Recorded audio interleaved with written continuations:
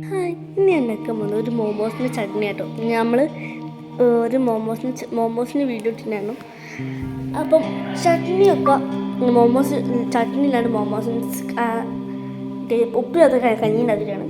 അതുപോലെ കേട്ടോ ഇത് ഇപ്പം മനസ്സിലായിട്ടുണ്ടാവും. കാണുമ്പോൾ ഏകദേശം ഞാൻ ഒരു വലിയ തക്കാളി എടുത്തിട്ട് ജസ്റ്റ് ഒന്ന് തക്കാളി മുറിച്ചിട്ട് ഒരു തക്കാളി പിന്നെ 3 വറ്റൽമുളക് ഇതൊക്കെ കൂടി നമുക്ക് വേവിച്ചിട്ടിട്ട് ഒന്ന് മിക്സിയും ജാറിലിട്ടെല്ലാം അടിച്ചിട്ട് അതൊന്ന് ജസ്റ്റ് ഒരു പാനിലേക്ക് പാരുക.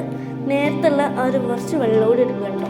ശേഷം ഇതൊക്കെ കൂടെ ഒന്ന് ചെറുങ്ങനെ കുറുക്കി വരുമ്പോൾ അതിൽ കുറച്ച് ചെറുനാരങ്ങയും മുളക് പൊടിയും ഇതിൽ കാണുമ്പോൾ ഒരു മഞ്ഞ കളർ പോലെ തോന്നിയിട്ട് എനിക്ക് തോന്നിയാണെന്ന് അറിയില്ല. ശരിക്കും നല്ല റെഡ് കളറുണ്ടായിരുന്നു കേട്ടോ. അപ്പം കുറച്ച് ഇപ്പോൾ കുറച്ചുകൂടി റെഡ് കണ്ടല്ലേ. പക്ഷേ കുറച്ച് ഉപ്പിടുക. സാൽട്ട് ടേസ്റ്റ് ആണല്ലോ, എന്നിട്ട് കുറച്ച് ഉപ്പിട്ട് എടുക്കണം.